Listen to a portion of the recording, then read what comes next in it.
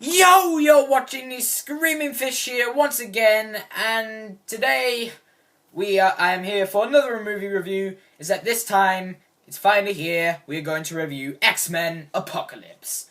So, without further ado, let's begin. Worshipped as a god since the dawn of civilization, the immortal Apocalypse, played by Oscar Isaac, becomes the first and most powerful mutant. Awakening after thousands of years, he recruits the disheartened Magneto, played by Michael Fassbender, and other mutants to create a new world order.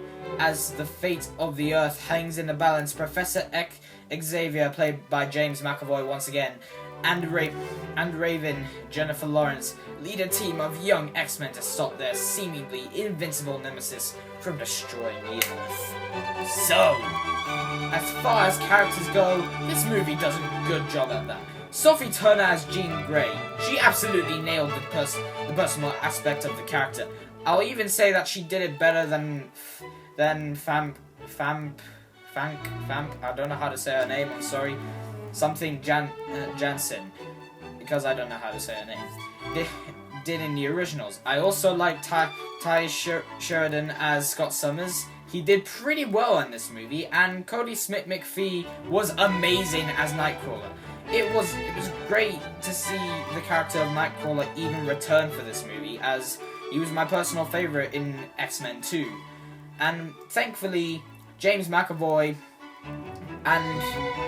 and Michael Fassbender return as Magneto and Professor X once again.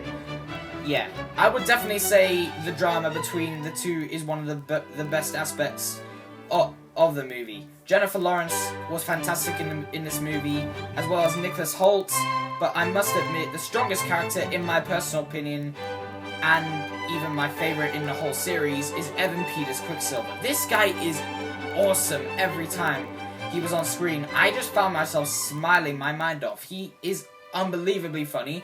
I didn't think they were gonna top the Quicksilver sequence from Days of Future Past, but guess what? I was wrong. They did another Quicksilver sequence, and it was amazing. They've gone and looked at the scene from the last movie and said, we need to do that again, only better. And this time around, they absolutely nailed it. Not to mention, it was nice to see Quicksilver stick around this time around. And I dare say, Quicksilver is the most interesting character next to Magneto. And speaking of Magneto, the scene in the forest that expands his character and made me like him even more as a character was one of the coolest things I'd ever seen, and furthermore adds to why I think Fassbender is the best on-screen version of Magneto we've had on screen ever, really. I also really like Alexandra Shipp as Storm. She was very good in the part, and I really enjoyed her origin story, as short as it was. But I must say, I loved Oscar Isaac as Apocalypse. This guy was amazing. Oscar Isaac's performance as Apocalypse was menacing and at times even scary. I also didn't mind how he looked in the movie. In the trailers, he looked like a piece of plastic, but in the movie itself, he looked pretty good. That's what I find with most superhero trailers these days. Sometimes you'll have superhero trailers where someone, a CGI character or a practically done character looks really bad, but then when you watch the actual movie, they look pretty good. That's what I find sometimes. That's what I found with Spider-Man in Civil War, where in the trailer, he looked really bad. The CGI looked bad, but in the movie, it looked pretty good. Yeah. So, however, there are some really cool sequences in the movie, just as well as there are good characters. For starters, Quicksilver's big scene, like I said before, was amazing and my personal favorite part of the movie. Not just because of how visually stunning or funny it was, though that does add to it, simply because it brings out the best of the character, similar to what the forest scene with Magneto did, which was equally amazing because of how dark and grim it was, and how it expanded his character even further, and easily my favorite Magneto scene in the series. While I prefer the finale in Days of Future Past, I still found enjoyment in the finale of this film.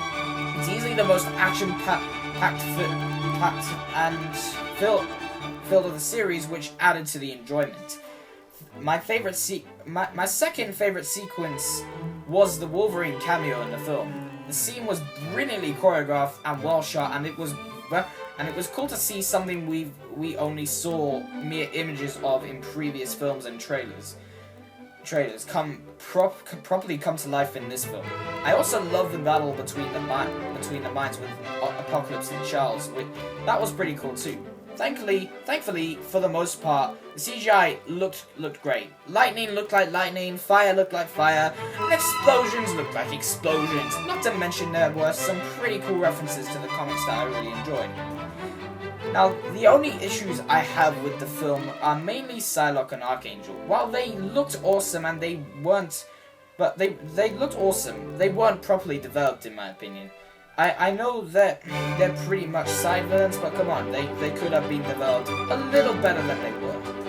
But don't get me wrong, the actors did great as the characters. And while I did love Apocalypse, his motivations weren't always clear, and when you have the power to turn people to dust, yet you don't use it on any of our heroes, then you look like a pretty big idiot. Nonetheless, I still like Apocalypse just as much as I like Magneto. I'll also admit that in some scenes the CGI was very obvious, and I could tell when the actors were standing in front of a green screen. A few times, particularly in this one shot of the Xavier Mansion. However, those are just minor nitpicks. In the end, I really enjoyed X-Men Apocalypse. It's easily one of my favorites of the year, and it's some of the best fun I've had in a while. While it does have a few minor issues, it was still very enjoyable to watch, and I definitely recommend this movie to anyone who loves X-Men or who is just a genuine movie buff. So, obviously, this movie gets a 9 out of 10. I just want to say before I end the video, I am very surprised how mixed the reviews have been for X-Men Apocalypse. Right now, the score on Rotten Tomatoes is like 48% and 52 on Metacritic. However, well, to be honest, I'm not really feeling the critics' opinion. I know it's just their own opinion, but I have my own opinion.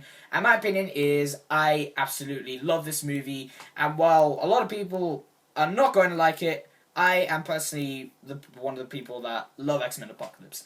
Just putting that out there. So guys, thank you for watching this video. Do hope you enjoyed it. Please don't forget to like and subscribe if you like. And follow me on my Facebook page. And I will indeed see you on the next one. Goodbye, guys.